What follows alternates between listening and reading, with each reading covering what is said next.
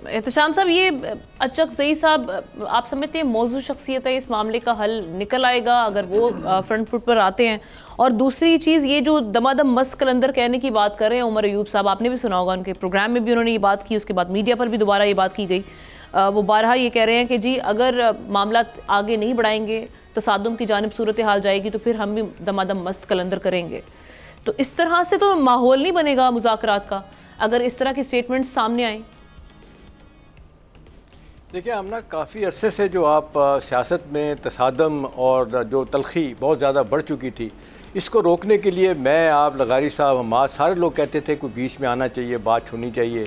अब देखें, जब इवेंचुअली बानी पीटीआई इस बात को मान गए, उन्होंने रियलाइज़ कर लिया कि जी सियासत में जो लोग आपको पसंद नहीं भी होते, आप उनसे बात करनी पड़ती है। और आप देख लें कि जो लगारी साहब बात कर रहे हैं ना, बड़ी इंपॉर्टेंट बात इसमें ये आके निकलती है कि अगर सारा इंटरव्यू आप हामिद मीर का देख लें, महमूद खान अचकज़ई का, तो आमना उसमें इस हद तक पुरुमीद है। वो एक वार्निंग अलहदा देते हैं नवाज शरीफ साहब को और जरदारी साहब को, लेकिन वो कहते हैं, जब 2 दफ़ा उन्होंने पूछा कि जी आप समझते हैं कि वो बातचीत के लिए बानी पीटीआई ने गोअट दे दिया, उन्होंने कहा भाई आप मिठाई बांटें, ये तो बहुत ज़बरदस्त काम हो गया।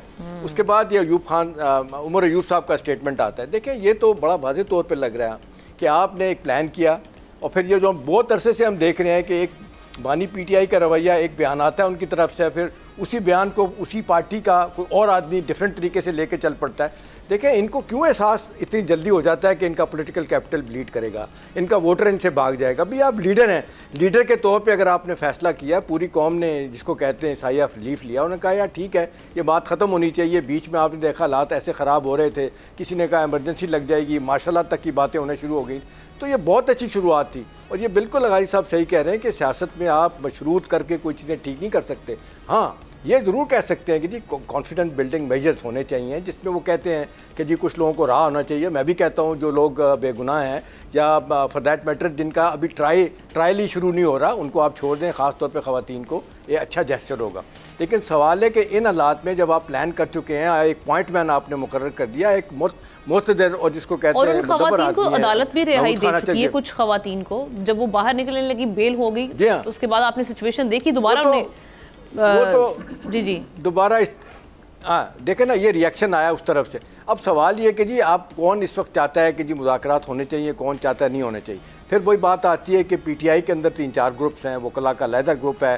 फिर आप देख लें जिस तरीके से मरवत साहब अलहदा हट गए, अब जितनी सख्त बयान 2 लोग कर रहे हैं, असद कैसर बातें कर रहे हैं जो कहते हैं हम तो अपने बाप से माफ़ी नहीं मांगते। उमर अयूब साहब नॉर्मली बड़े धीमे अंदाज के आदमी थे, शायद जेल में रह के उन्होंने मार खाई बड़ी, उनका रवैया भी सख्त हो गया। लेकिन आमना क्या ये कि ये सख्तियाँ किसी औरों ने नहीं देखी? क्या ये इससे पहले बानी पीटीआई के ज़माने में PMLN के लोगों ने नहीं भुगता? क्या ये पीपल्स पार्टी के लोगों ने नहीं भुगता? जरदारी साहब 11 साल जेल में नहीं रहे, अपनी ज़ुबान नहीं कटवाई। बीबी शहीद जो है, मुझे याद है 9 महीने लगारी साहब सख्त जेल में रही थी, सॉलिटरी कन्फाइनमेंट में। उसके कान का पर्दा फटने लगा था तकलीफ से। डॉक्टरों ने जाऊल्ला को कहा ये मर जाएगी और तुम्हारे बच्चे लगेगी, छोड़ो, फिर छोड़ा। तो क्या आप अकेले ही हैं समझते हैं कि आपने स्ट्रगल किया या आपके साथ ज्यादती हो रही है? देखिए, आमना ये गिव एंड टेक का मामला है, सियासत में कोई यकतरफा बात नहीं होती।